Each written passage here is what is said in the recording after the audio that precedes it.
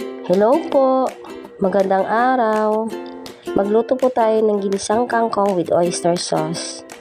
Ayan po, nagpailit na po ako ng mantika at saka nirito ko na po ang tokwa in cube size.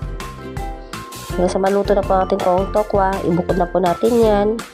Din doon po sa kawali na may mantika, igisa na din natin natin bawang sibuyas. Ayan.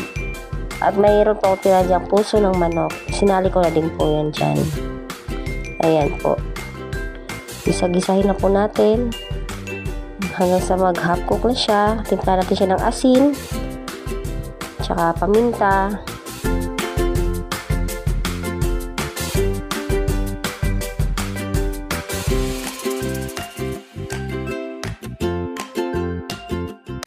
Hanggang sidagdag na po natin ang ating piniritong tokwa.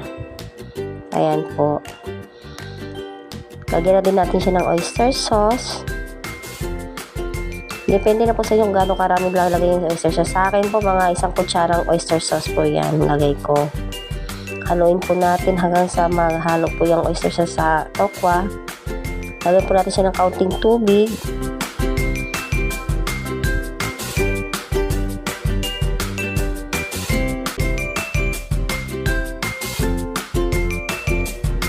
Lagyan pa natin siya ng toyo. Ayan pa, magkakulay din po ang ating sauce. Ayan. Ayan, betchin. Depende lang po sa inyo. Optional lang po yan. Kung gusto nyo po lagyan, hindi po pwede. Kung ayaw nyo po, wag din po. Ayan. Antayin lang po natin yan kumulo. Pag nakulo na po yan, idagdag na po natin ang ating kangkong. Ayan. Mabilisan din po maluto yung kangkong. Yung steam lang po niya ang medyo matigas. Yan lang po ang anuhin natin. Siguro mga ilang minuto lang po, 3 minutes to 5 minutes yan. Luto na po yung ating kangkong.